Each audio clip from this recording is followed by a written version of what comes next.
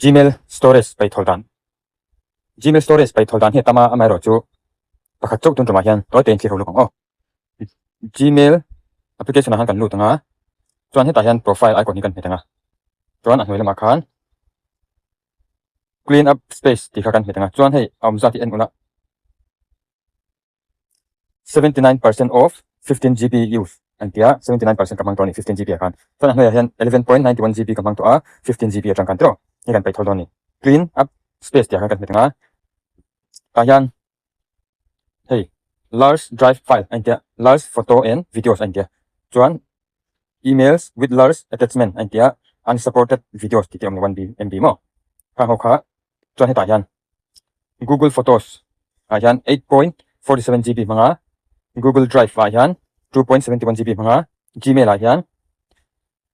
644.54 MB manga ni mo Google Photos a hian kan klikang ta hian Google Photos a hian ta hian kan klikanga chuan heng ho singa hian hei an inula heng ho hi video ni ta ni chuan hemi in video ho hi in down in delete ma in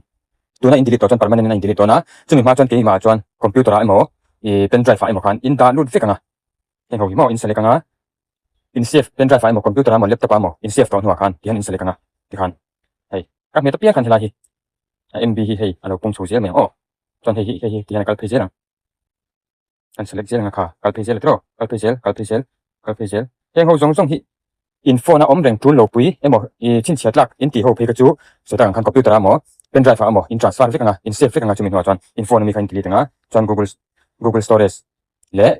Gmail storage ka alo thol poi me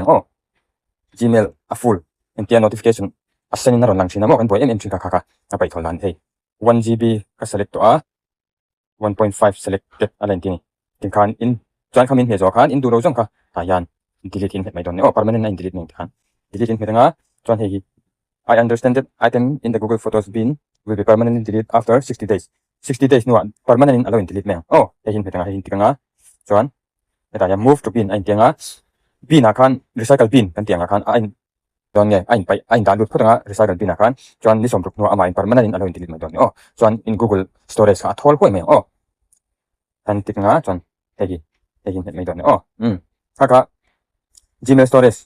pakhat chau awlsam te a paihthawl dan chun mai sa du tok me du tok podang hati jong kha ale beka dang te pokan thlir ho le ton ni